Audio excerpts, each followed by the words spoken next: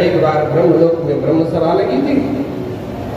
हम लोग सब बैठे थे तो हम तीन देवता नहीं खड़े हुए, मैं नहीं खड़ा हो पाया, ब्रह्मा जी और नारायण।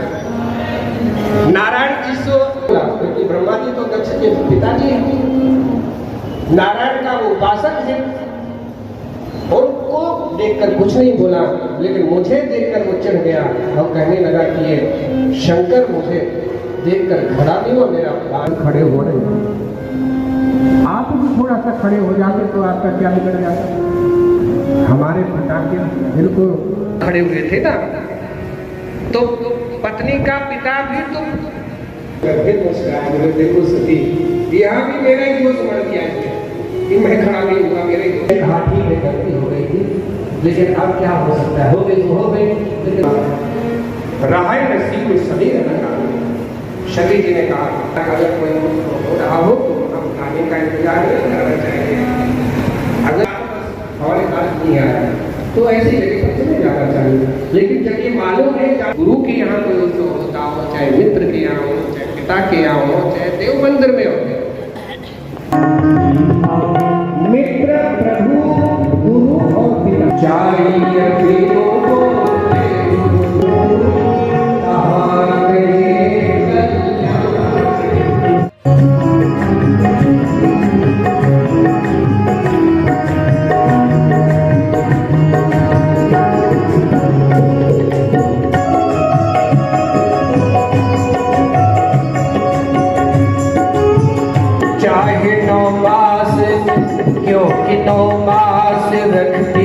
उधर में सोचती रहे तिथि यही मन में, क्योंकि 9 मास रखती उधर में सोचती रहे तिथि यही मन में।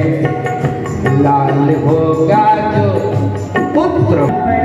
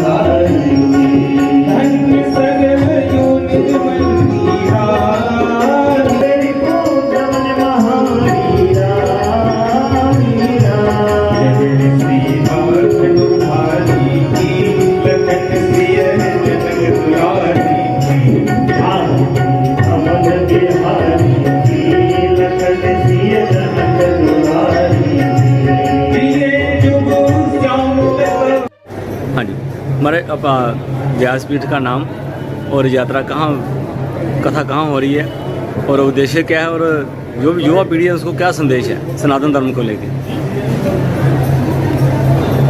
कथा भगवान राम की जन्मभूमि अवध भूमि से, अयोध्या धाम से प्रचारित हो रही है।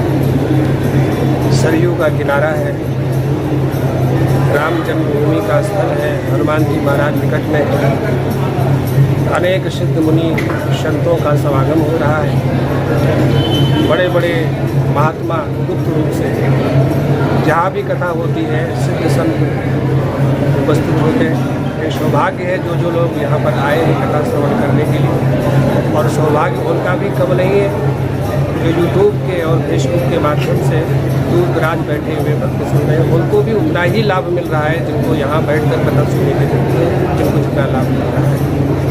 इस कथा का उद्देश्य यही है, भगवान राम ने जो मर्यादाएं बांधी हैं, जो संदेश दिया है मानव समाज के लिए, हम मानव समाज को उस मार्ग पर चलना चाहिए। भाइयों के साथ मधुर संबंध हो, माता पिता के साथ में पुत्र का संबंध स्वामी सेवक जैसा होना चाहिए। माता पिता की सेवा करना पुत्र का सर्वप्रथम धर्म होता है, उसका पालन करें। राम जी ने भी सिखाया। प्रजा के साथ कैसा संबंध हो, छोटे से छोटे सामान्य जीव के साथ भगवान राम कैसा स्नेह प्रेम करते थे, यही सब सिखाया। मानव को भी अहंकार में ना रहकर बड़ी सहजता और सरलता के साथ में सभी को गले लगाना, अपनाना ही राम जी के आदेशों का पालन करना है, उनके संदेश का पालन करना है। यही हमारा सभी के लिए संदेश है। इसका पालन करेंगे, अनुकरण करेंगे तो निश्चित रूप से जीवन में सुख भी मिलेगा, शांति भी मिलेगी और अंत में परमात्मा की प्राप्ति।